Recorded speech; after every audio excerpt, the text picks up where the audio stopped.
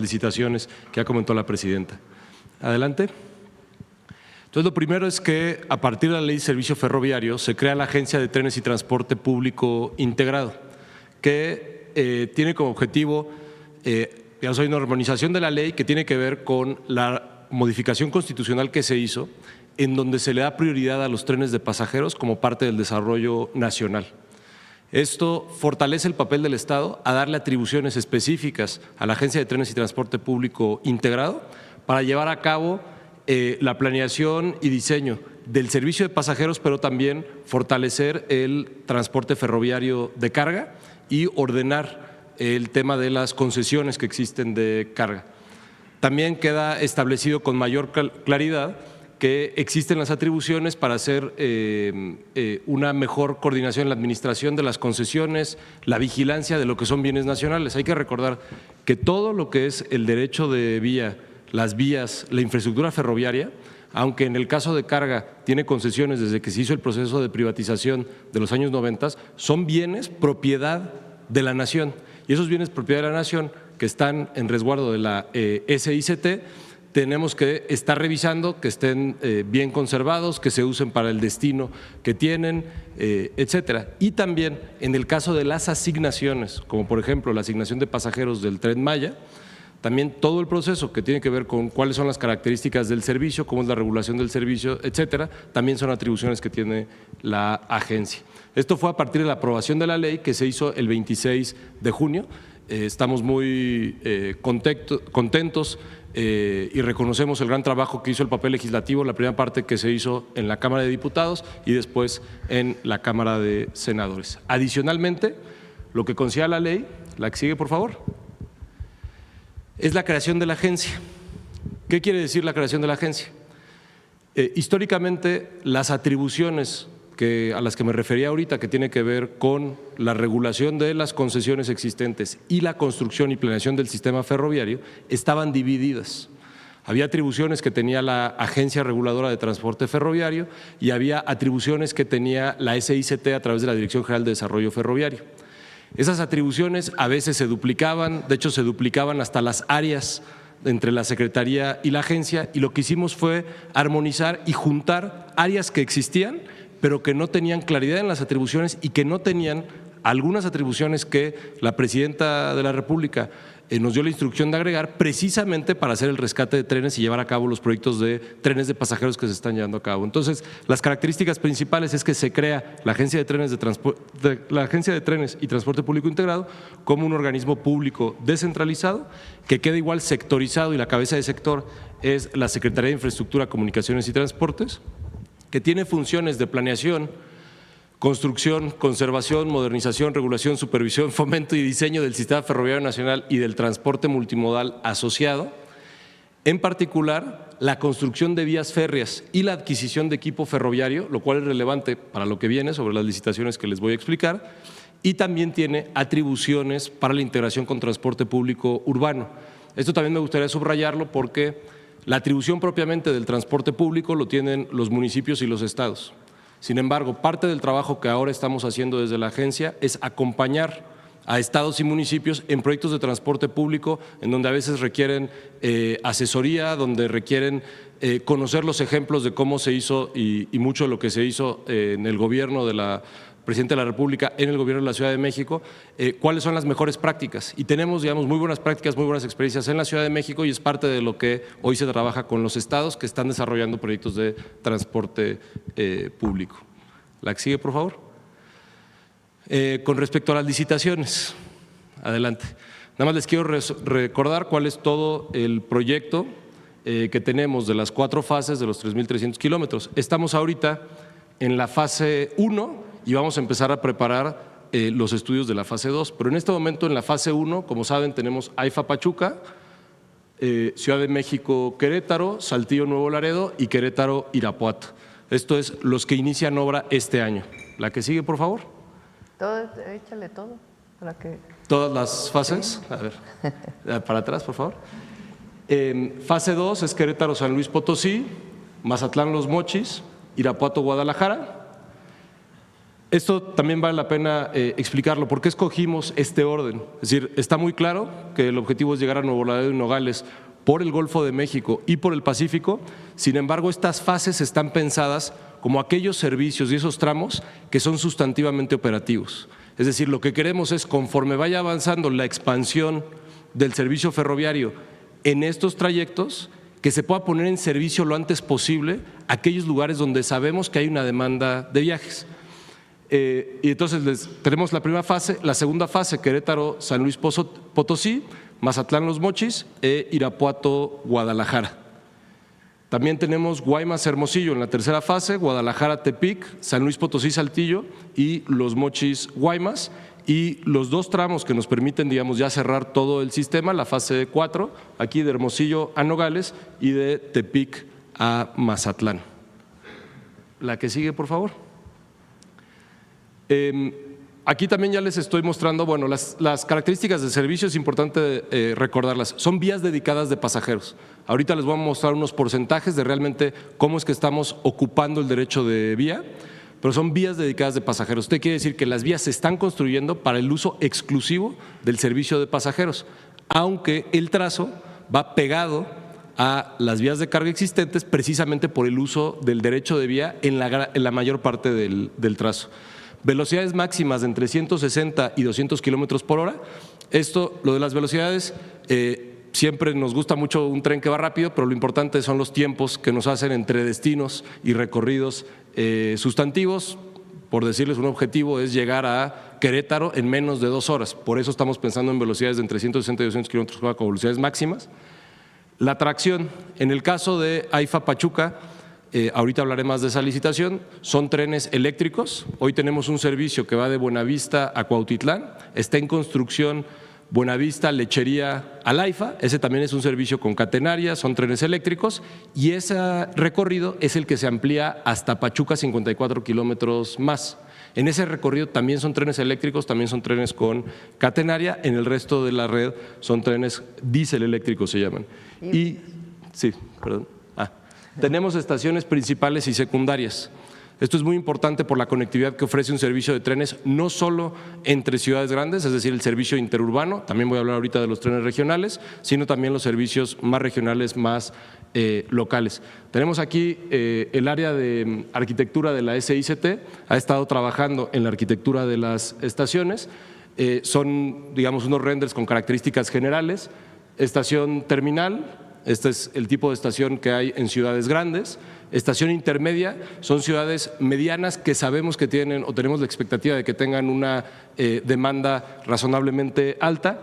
Y después también estaciones de baja demanda que también llamamos paraderos, que son precisamente en poblaciones pequeñas donde no esperamos que sea mucha la demanda cotidiana, pero que la conectividad es necesaria para estas poblaciones. El objetivo en términos generales es usar materiales locales, mucho, en la medida de lo posible usar ladrillo, iluminación natural, no tener que montar sistemas de aire acondicionado, etcétera. La que sigue, por favor. Entonces, la configuración de las secciones de vía, esto es lo que les quería mostrar sobre cómo realmente se está haciendo la obra. Tenemos aquí la vía de carga que existía, tiene su pequeño terraplén normalmente, hay todo tipo de características, pero esto es lo más general. Y en paralelo se construyen las 2 vías de pasajeros. No todos los tramos tienen 2 vías de pasajeros, dependiendo de las distancias entre estaciones y la demanda que tenemos, habrá tramos donde hay una sola vía de pasajeros, como hoy lo hay en el tramo 6 del Tren Maya. Estos son los porcentajes que les quería anotar. Tenemos vías dedicadas en derecho de vía compartido, que son estas características, es 89% de los 755 kilómetros que ahorita ya tenemos en proceso de licitación o ya en construcción, como son los casos que ya empezó el agrupamiento de ingenieros. Derecho de vía quiere decir compartido, que va pegado al tren de carga, en el mismo, no en las mismas vías, se construyen nuevas vías, pero se llama derecho de vía en el lugar en donde va el tren, el terreno por donde circula el tren. Y que, como les decía, es propiedad de la nación ese derecho de vía preexistente, más algunos tramos donde sí hay un proceso de adquisición de derecho de vía, es decir, compra de espacio para pasar las vías, que tenemos calculado en este momento alrededor de 10%. ¿Por qué no podemos ir solo en el trazo que ya existe? Porque los trenes de pasajeros, para poder ir un poco más rápido que los trenes de carga, bueno, bastante más rápido que los trenes de carga, necesitan tener curvas muy suaves y tampoco pueden tener muchas pendientes. Esas curvas suaves son amplias y por esa razón se tiene que salir del trazo existente donde va la carga. Los trazos de las vías de carga que tenemos en nuestro país son del Porfiriato, muchos de principios del siglo XX, y se pensaba que era un servicio que iba a ser siempre pues, más o menos lento, de alrededor de máximo 80 kilómetros por hora. Al tener curvas más amplias, los trenes pueden agarrar mejor velocidad. Y entonces, para poder agarrar mejor velocidad, nos tenemos que salir del trazo actual. En este momento tenemos detectado que eso es alrededor de 10%. Y tenemos pequeñas interacciones con vía existente. ¿Qué quiere decir eso? Que tal vez hay algunos lugares donde la vía de carga necesita cruzar la vía de pasajeros, pero solo lo va a hacer de noche. Y son tan poquitos lugares que solo hemos encontrado 1%. En la gran mayoría de los lugares no tenemos ninguna interacción con la carga existente y por eso puede operar de forma totalmente independiente el servicio de pasajeros frente al servicio de carga actual. La que sigue, por favor.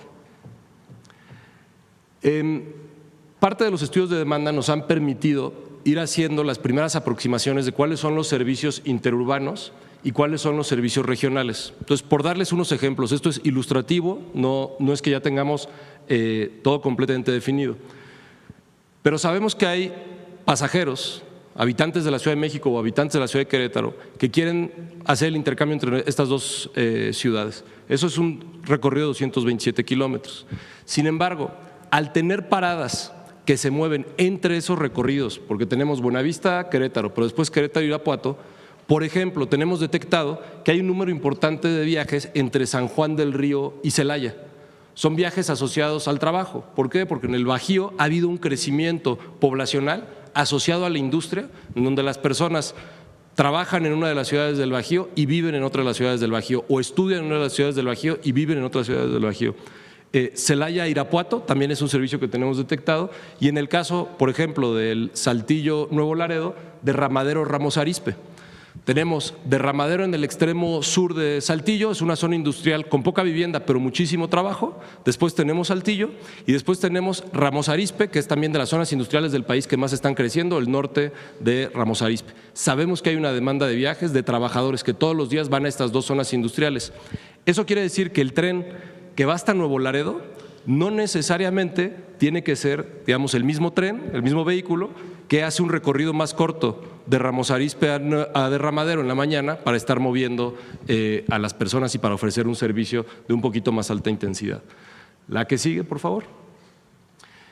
Como saben, en términos de construcción, el trabajo se ha dividido entre dos instancias. Por un lado, la defensa, que ya inició la obra en el tramo de AIFA Pachuca y de Ciudad de México Querétaro, y la SICT a través de la agencia que estará iniciando ahora en agosto el Querétaro Irapuato y el Saltillo Monterrey Nuevo Laredo.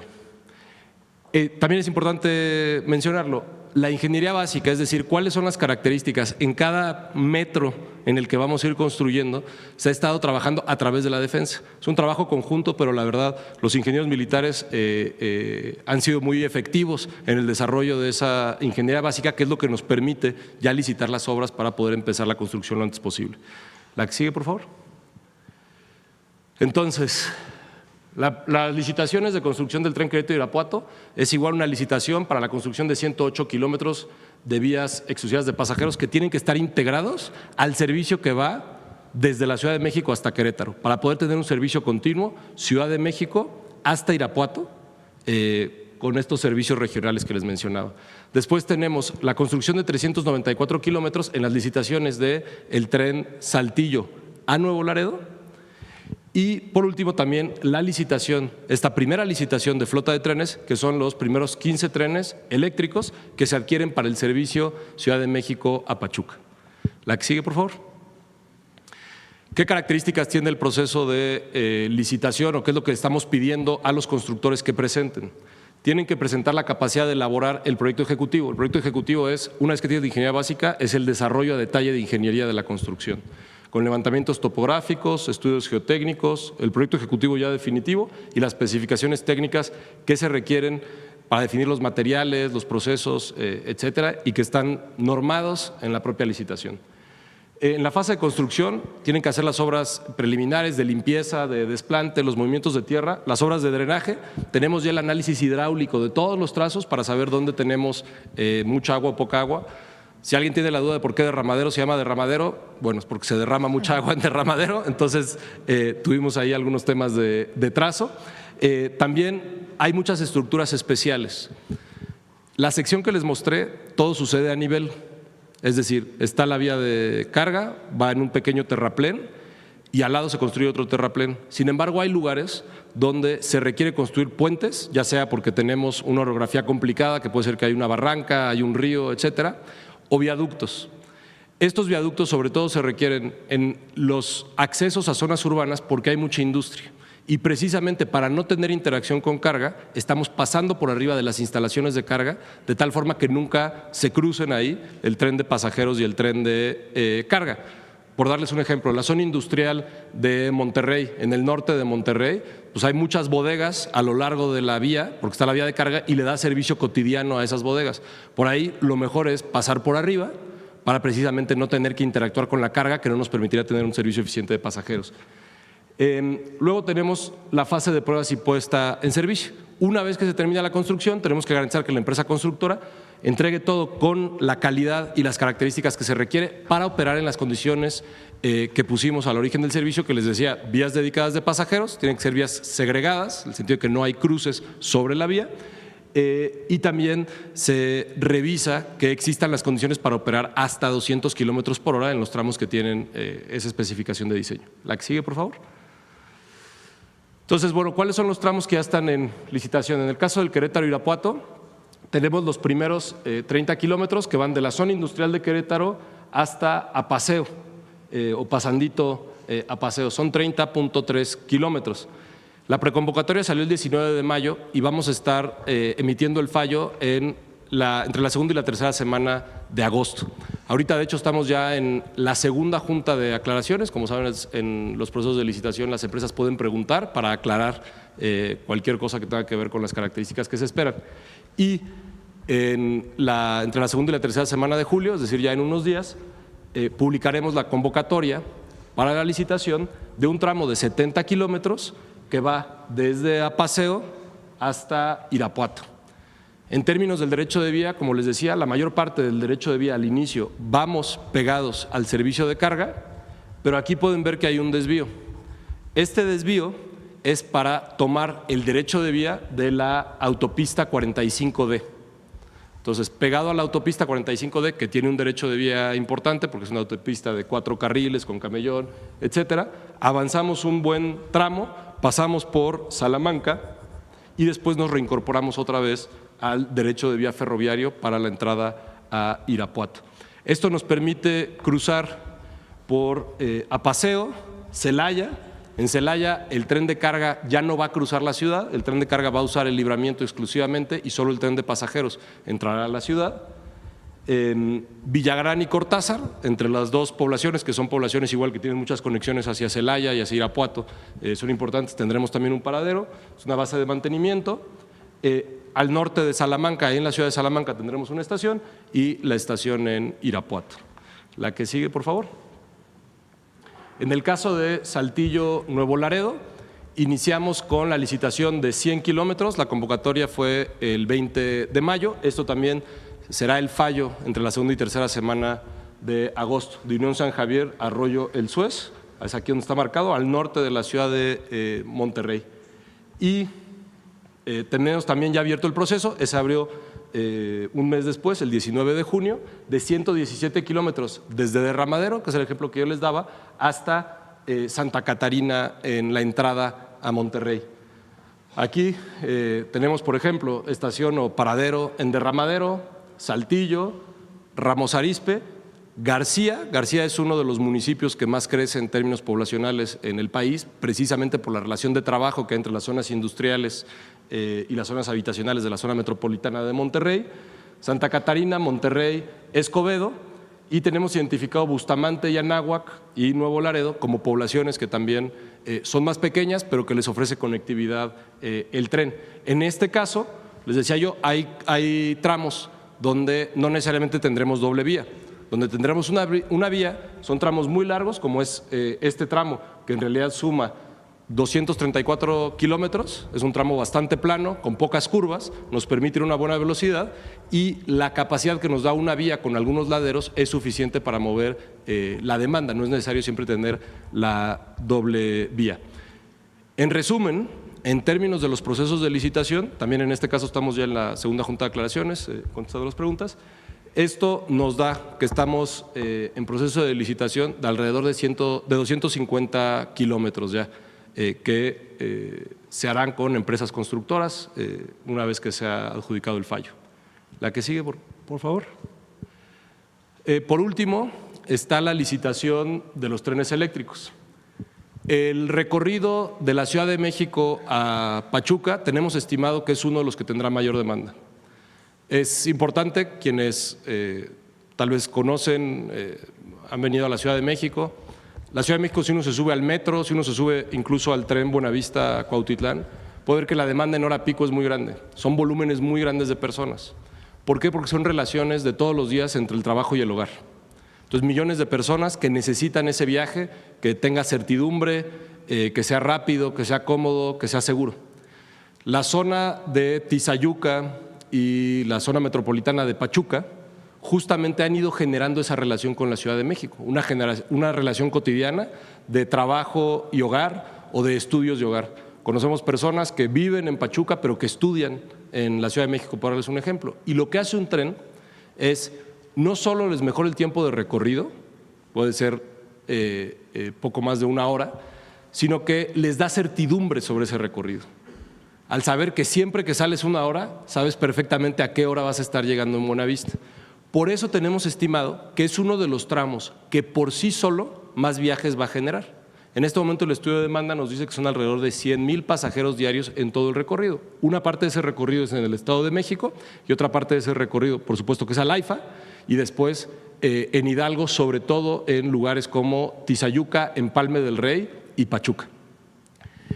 Son 15 trenes de pasajeros los que se publicará la convocatoria para licitar con una velocidad máxima de 130 kilómetros por hora.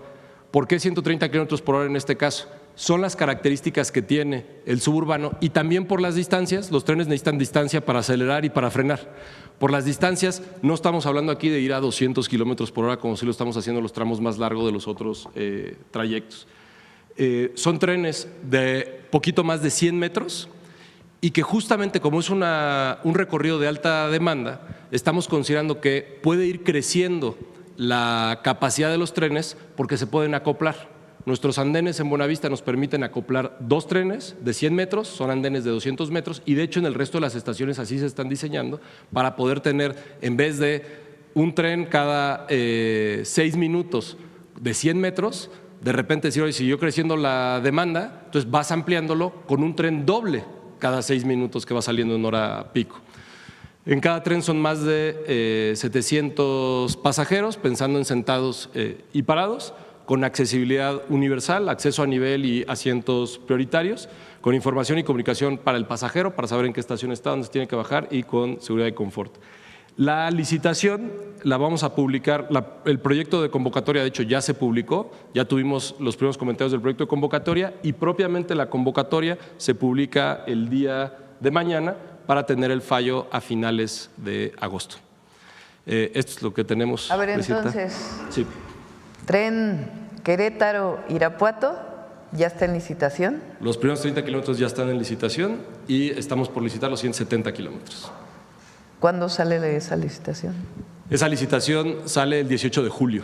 Es la convocatoria de los 70 kilómetros que van desde la entrada de Celaya hasta Irapuato. Tren Saltillo-Nuevo Laredo. Tren Saltillo-Nuevo Laredo. La primera licitación son 100 kilómetros del norte de Monterrey, Unión San Javier hacia el Suez, es decir, hacia Nuevo Laredo. Esa también la vamos a estar fallando entre la segunda y tercera semana de agosto. ¿Y la última parte? Luego, 117 kilómetros desde Derramadero hasta la entrada de Monterrey en Santa Catarina, la vamos a estar fallando unas semanas después, son como 3 semanas después, porque la sacamos 3 semanas ¿A finales después. de agosto? A finales de agosto, principios de septiembre, sí. Principios de septiembre empieza la construcción. ¿Para qué? El de Saltillo. Y unos en agosto. Entonces, México-Querétaro ya está en construcción. Ya vamos a traer la próxima semana Defensa y al equipo de CICT para que nos platiquen cómo van los avances. AIFA Pachuca ya está en construcción, también nos van a platicar ese día cómo van los avances.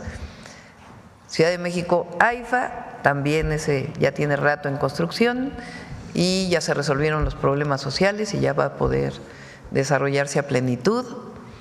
Y están en licitación y se asignan en el mes de agosto Querétaro, Irapuato, Saltillo, Nuevo Laredo. Y además está en licitación los trenes del México-Pachuca. Entonces, como ven, el rescate de los trenes de pasajeros continúa.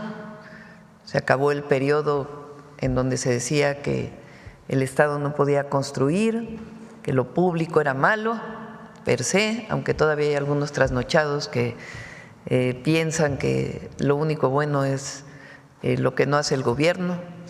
Estamos recuperando las capacidades del Estado mexicano para transportar al pueblo de México, tanto en ferrocarril como en avión. Y el objetivo es México-Nuevo Laredo, México-Nogales. Bueno, esta es